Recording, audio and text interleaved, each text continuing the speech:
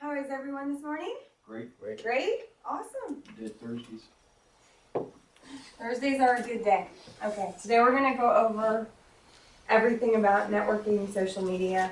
First thing though, I want to go through a quick review. And I also wanted to say, as far as in regards to the expired listings, when I was talking about that last week, I might have not done a very good job of explaining what I was trying to get across. And what I was saying is don't solicit them before the listing is expired because I don't want you to get in trouble. But do your homework on the listing before it expires if you're looking at an area that is particularly of interest to you. I don't want anybody to get in trouble or do anything wrong. That's the last thing I would want to have happen. So just taking a moment to clarify. And then as far as training goes, it's like Molly and I were talking about yesterday, this is not a one-shot, one-kill. We are going to be repeating training as, things go forward, having people commit to certain types of listing trainings, doing those types of things. So if there's something that you're not having enough time for right now in a certain market segment or that doesn't fit into your business plan, that's okay. But we want to just try to do something that will, help you guys out and repeat it and make it better and better. Okay? So with that being said, really these are just questions for y'all to ask yourselves. How many FSBOs did you contact last week? How many expireds did you contact last week as we've gone over that? How many absentee owners were you contacting last week? How many things did you mail? Just kind of keeping track so that you know what's working for you and what isn't working for you.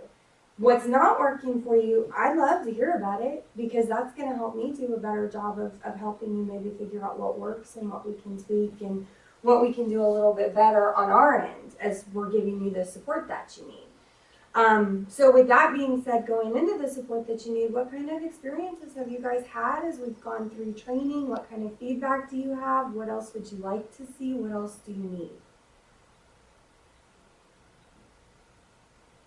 Anybody?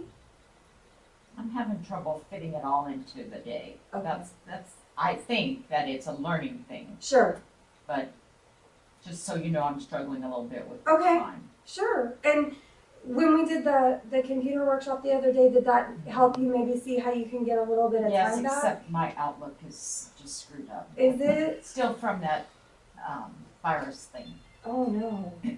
Is it not sending still? It won't send. Okay, well we'll have to talk about that and figure out what's going on. Yeah, that virus thing did a number on your machine. Yeah, but that is, the training in there was good, very beneficial.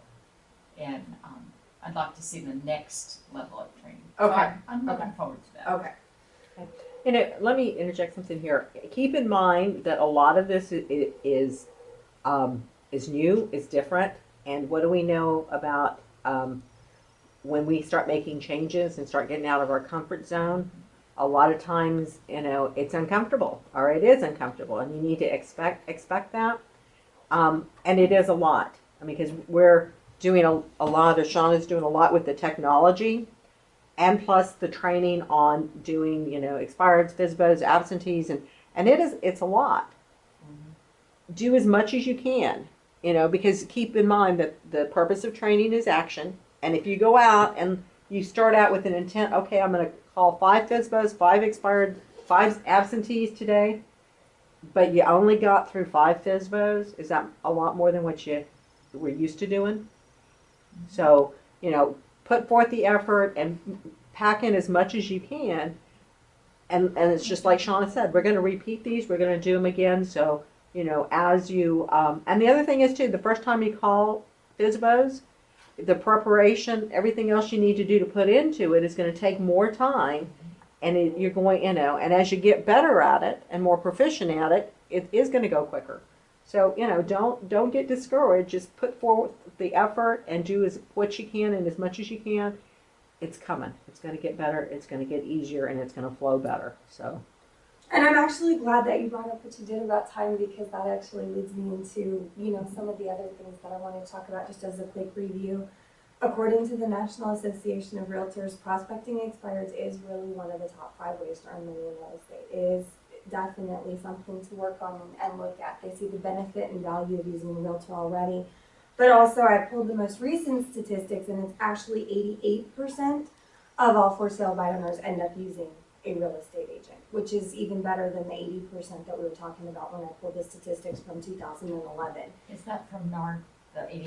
That is also from NAR, yes ma'am. Another thing with that 88% of NAR is of that 12%, if you go and you look at that number, a lot of that 12% will be that they sold the home to someone they already knew. Yeah. Okay?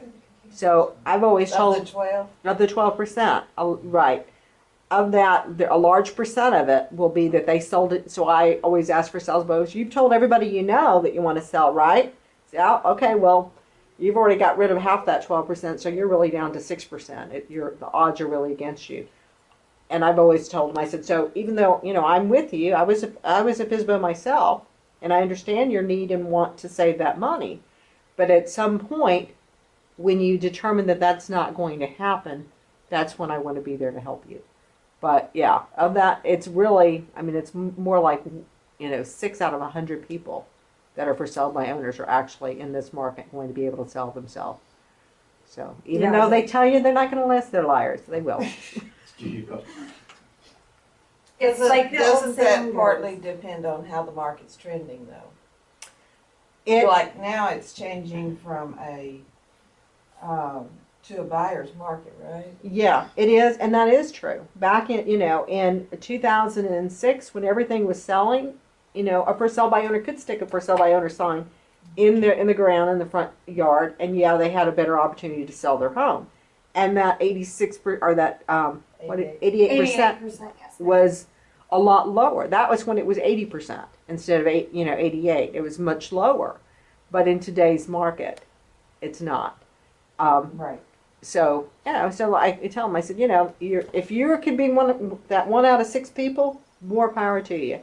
I can understand that you want to save that money, but the numbers are against you. So I just, Yeah, and it's like Molly says, they're lying when they say they're not going to list. It's like the old adage, buyers are liars and sellers were once buyers too.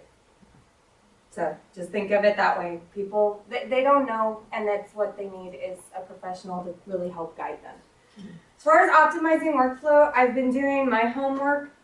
I understand that there's a lot of cross-checking that has to be done when you're looking at MLS, when you're looking at tax rolls, when you're going through these things.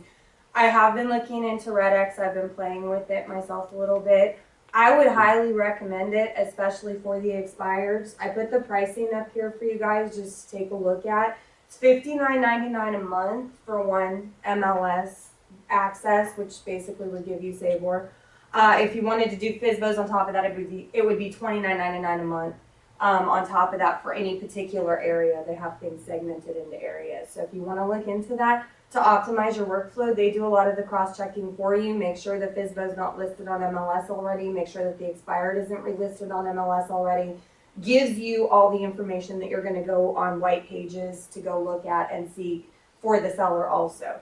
So for $1.99 a day or 99 cents a day per area, the return on investment, in my opinion, is good. What would you guys say to that? Would you say that's a pretty good return on investment? It is, but on the FSBOs, you can usually get 2 areas. Okay. And I had San Antonio and DC because our son was living in DC and he was flipping houses over there too. Okay. So that helped out. Okay. And I realize that money might be a little tight for, some people, and maybe you don't have a whole lot in your advertising budget right now. That's awesome. That's not a problem. What about if you partnered up with somebody and split the cost of the RedX membership 50-50, or even split it 3 ways? If you have the access to the one area, it's certainly going to allow you to even maybe get a better return on your investment.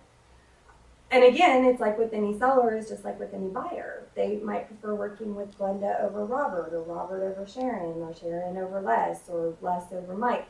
So it's okay if you're competing for the same listing, because you're learning something from it, right, every time, right?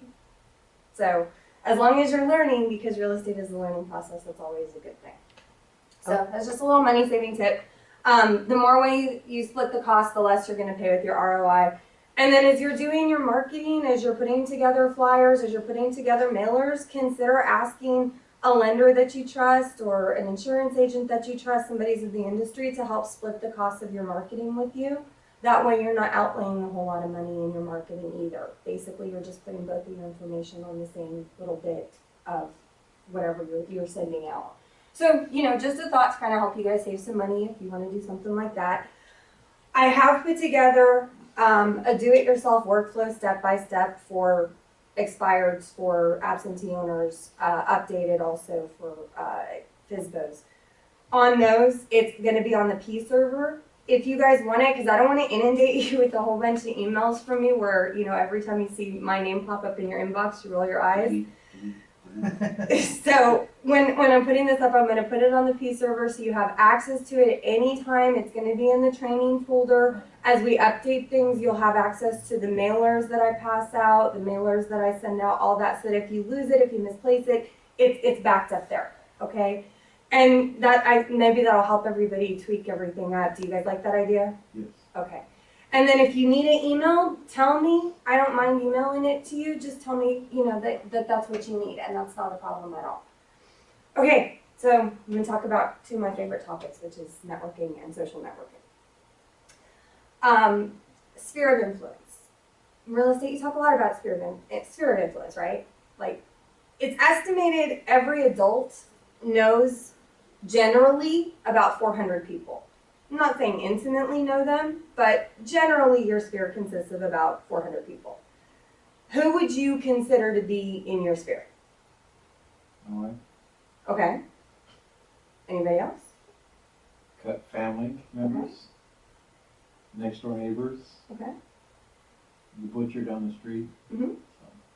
Everybody that you have contact with. Right. Your people that you associate to buy your insurance on your house or your cars. The CPS man that comes by and takes pictures so you meet her and you talk to her. Maybe even your dry cleaner, your doctor, your lawyer, your CPA, whoever it is that you have some kind of contact with throughout the year, that makes up your sphere. So as you're making your list of your sphere, or as you're putting your sphere together, try to think about everybody that you're doing business with. Who are you giving your money to? Who are you working with? That makes up your sphere. We'll talk about that as far as networking goes. Again, 400 people roughly by name. Now with social media, that can expand a lot, and we'll get into that in just a second. But your immediate sphere is roughly 400 people. So if we're doing it mathematically, and let's say Les has 400 people in his sphere, and Sharon has 400 people in hers, if you two get together and start talking, it automatically doubles, right? So then when you start networking with Mike, who also has 400 people, your network just tripled. Mike starts networking with Sonia, who has 400 more people. It gets bigger and bigger, right? So your reach extends just a little bit. Here's basically how your sphere of influence works and how networking works. Your inner circle, the people who you're closest with, the people who you have contact with on a regular basis, you kind of have some control. You have some influence over what they say. If they say, hey, I'm thinking about buying X kind of car, what do you know about it? Oh, I had one of those and I hated it. That might make them a little bit more inclined to do a little bit more research, right? Same thing with real estate. Then you have these people who you have a little bit less influence over, who are kind of like, okay, yeah, I kind of respect your opinion, but maybe that's just not for me, and that's okay. And then you have the outer circle, the people who you don't have a lot of control or influence over, but who, through your networking abilities and through getting out there and meeting people and doing the real estate belly to belly, you can change just a little bit. I put up a bunch of resources here, and again, it's all available on the P server. You can get the PowerPoint, you can copy paste. This is everything local to San Antonio. All of the networking events for San Antonio, networking luncheons, networking mixers, benefits, pretty much everything that you could ever want as far as networking goes. One of my personal favorites was BNI. Every BNI group looks for a realtor. It's a smaller group of business professionals who will network together. There's usually a lender, a contractor, a plumber, a real estate agent, things like that. You all make an agreement to pass off referrals to one another. So it's a powerful way to generate a referral business. I have several people who I know in real estate who are a part of a BNI group. They meet once a week for lunch, things like that. And then they sit and talk. If you want to expand your reach a little bit, there's things like the Inside Mixer. Inside is a local magazine. They do something once a month. You can go to that, meet and greet people. Link San Antonio is a newer group. They promote both on LinkedIn and on Facebook. It's a good group to go to also. You stand up in front of a group of people, talk about what you do as an individual, and you get about 5 or 10 minutes, talk about what you do, who you are, and then you get to, shake hands and chat with people afterwards. So if you want to make that part of your business, it's a great way to get out there and network, and you have a lot of resources to see what's coming up so that you can plan for it appropriately and fit it in your day if that's what's going to fit in your business plan. So when you go out business networking, how many of y'all have done business networking before? I'm assuming probably a few of you. Yeah. Did you like it? What kind of experiences did you have with it? I mean, it's productive. I mean, you've got to get into the business association of what you're into. You've got to, they got a lot of shows and fairs and things that bring these business people together, and you start, and through the years you establish your folks that you work with and do business with. So you thought that they were pretty beneficial when you went and you liked attending them, or it was just a part of your business that you had to do? Well, I mean, it's always party, but if you don't go and if you don't stay part of it, then you're out, and Right. and you need to be in. Well, and it's one of the things that I always say is people do business with people they know. So the more often you have to get your, pretty shining face in front of them and talk about who you are and, what you know, the more inclined people are going to do business with you. Does that end with the resources I give you? No. If you're active in your church, talk to them. If you're active in community, talk to them. If you're active doing charity work, talk to the people that you're doing that charity work with. You always have an opportunity to promote yourself without promoting yourself. What do I mean by that? Well, goal of networking is to help other people. It's not just to walk in and say, "Hi, my name's Les, and I'm a realtor, and I want to sell your house." It's not going to work. That's what you Well, I mean, it's what you said when you met me, so I'm just using that as an example. I did that to the bishop and they all left. I know. I hate when that happens. The goal of networking is to help other people, to find out about other people. Let them do the talking. Think of it like a first date, especially for the ladies in the room. You're going on a date. What are you going to let the guy do? You're going to let him do most of the talking because you want to find out if there's a potential deal breaker in there or not, but you want to find out about him too. It's the same thing when you're networking. It's your first date. Let them do the talking. Find out what they have to say that's going on in their lives and then put something in there, interject something that's going to be helpful to them. If they're saying, "Hey, I'm looking, for this new dry cleaner. I mean, my goodness, look at what happened to my shirt with my old dry cleaner. Oh, hey, I know somebody." Well, then all of a sudden you're becoming that person who knows somebody because they don't really care about what you do. They're there to promote what they do. Let them do that. Network smart. Don't be aggressive and pushy with it. It is so much more important to understand what their needs are. It's the same thing when you're talking to a seller or a buyer. What are you doing? You're asking questions, right? Because you want to find out what their needs are so that you can pull into your bag of tricks and come out with something that, hey, I can help you. I have an answer for you on that. Think of it the exact same way. Once you have a system in place for how you're talking to people, that's really what it comes down to. Really, you don't need to know the most people. And I know a lot of people.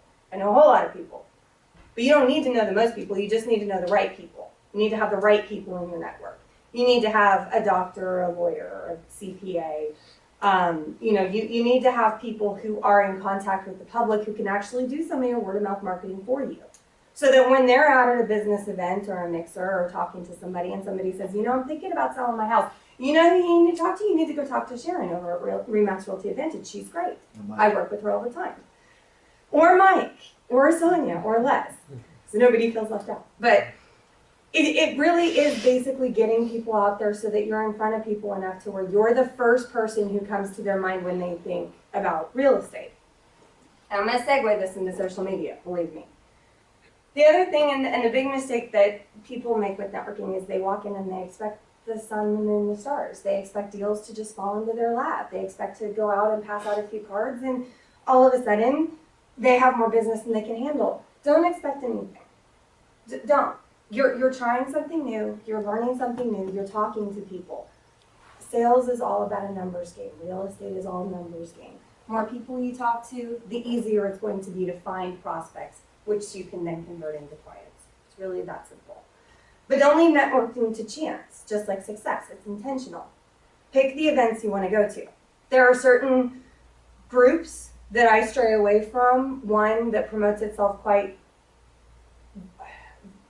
aggressively, I think is the word I want to use, on Facebook is Women of Worth.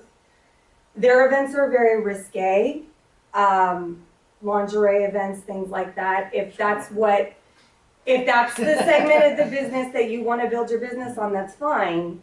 But if not, I would probably stay away from that. So do your homework a little bit on the different networking opportunities that are out there. That's why I say I would definitely check out the Link San Antonio, the BNI, and I would also check out the Inside Mixer and then the monthly networking luncheon that's hosted by Eric Meyer, who is a landscaper, and he owns a landscaping company. Those are 4 really, really good venues where you're going to meet some very good, top-notch professional people.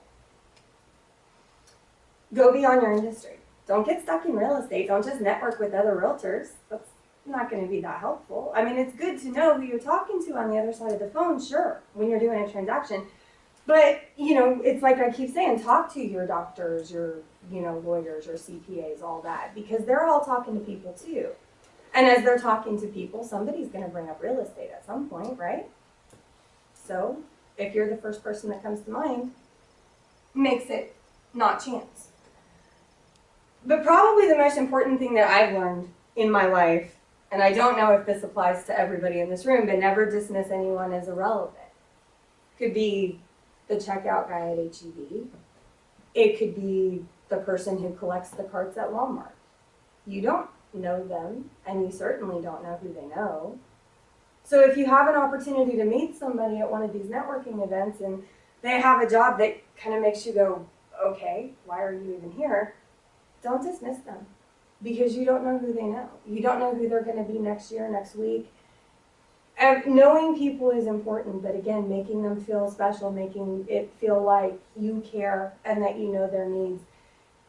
Maybe even that's the wrong word as far as making them feel like you care. Genuinely care. Genuinely care. Because if you don't, you're going to come off as completely inauthentic, and that's just not going to work. So we're talking a lot about action steps after I give you the details on things and give you some suggestions. So here's your action steps for networking. Made it very as simple as possible. Integrate several networking events and mixers into your routine. Make a point of attending at least 1 or 2 a month. Try it out. See if it's for you. Pass out 26 cards when you go. Weekly. When you're passing out cards, just pass out cards. Start talking to people as they're talking to you. Collect cards. Put an SOI group on your lead street, your sphere of influence group. Make it a networking group.